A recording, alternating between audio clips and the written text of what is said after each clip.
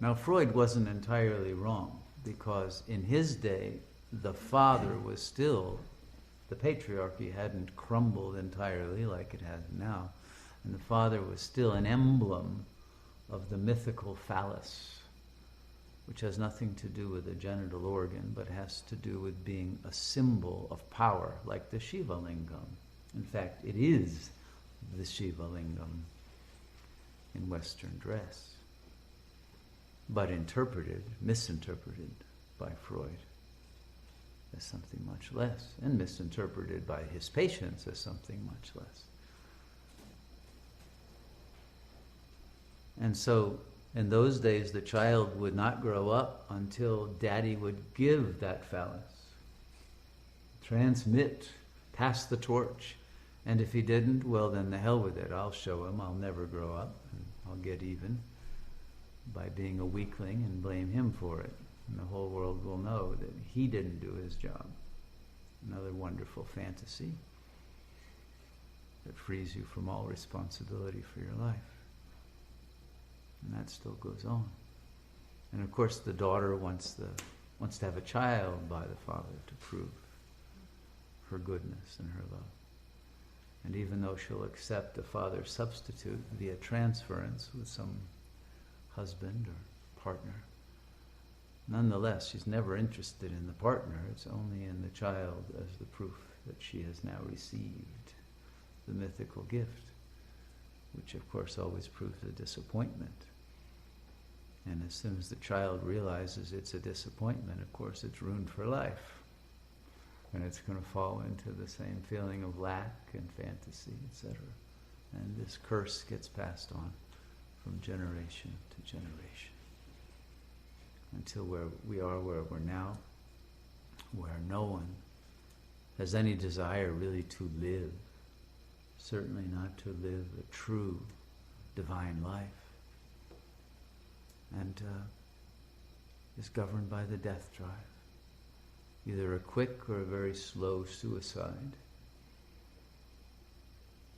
by obliteration of the real self, which can be obliterated behind drugs, sex, rock and roll, or obsessive thinking, or depression, or anxiety. Take your pick. Everybody has their drug of choice. But it all comes down to the same thing, that we buy into a delusion that separates us from the bliss that we are. And why would we cheat ourselves of that? Only because we mistook the culture for being real, and we're getting vengeance on the culture by being antisocial.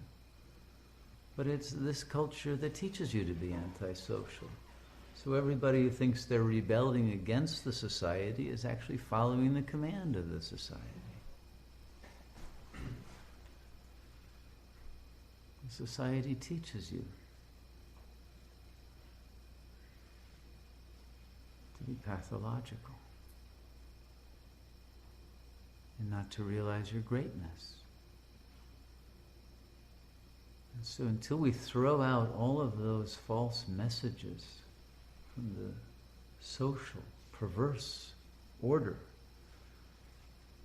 that rules Kali Yuga, we can't create a Sat Yuga. We have to regain our power. We have it, but we have to claim it.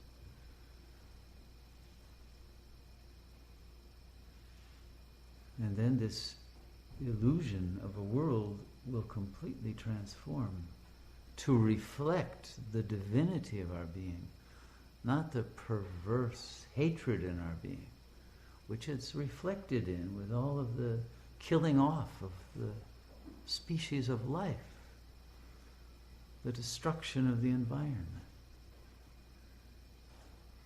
The world is reflecting back to us the state of ego consciousness.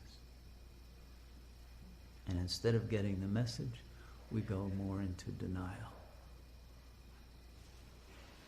and blaming others.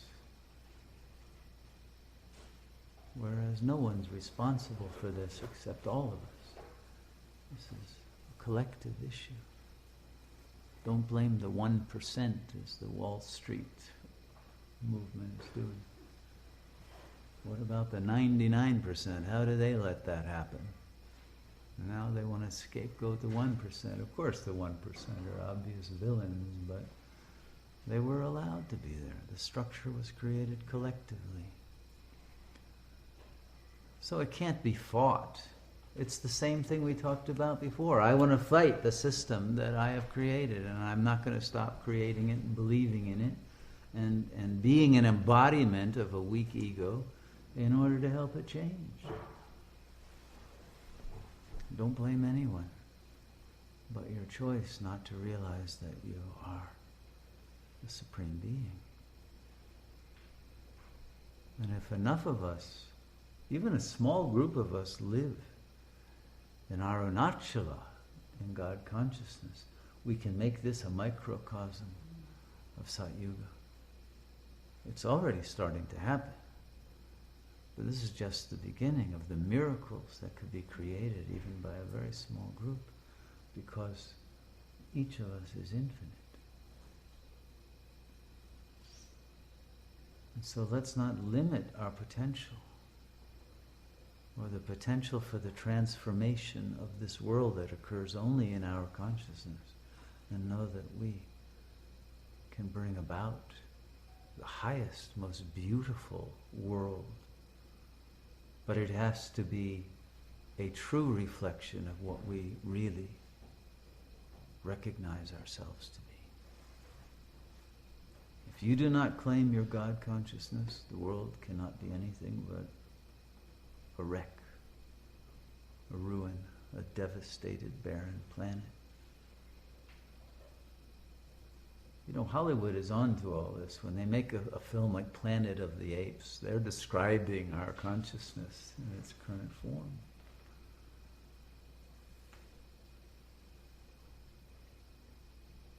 They know, but somehow no one is willing to say the emperor has no clothes and the ego doesn't even exist.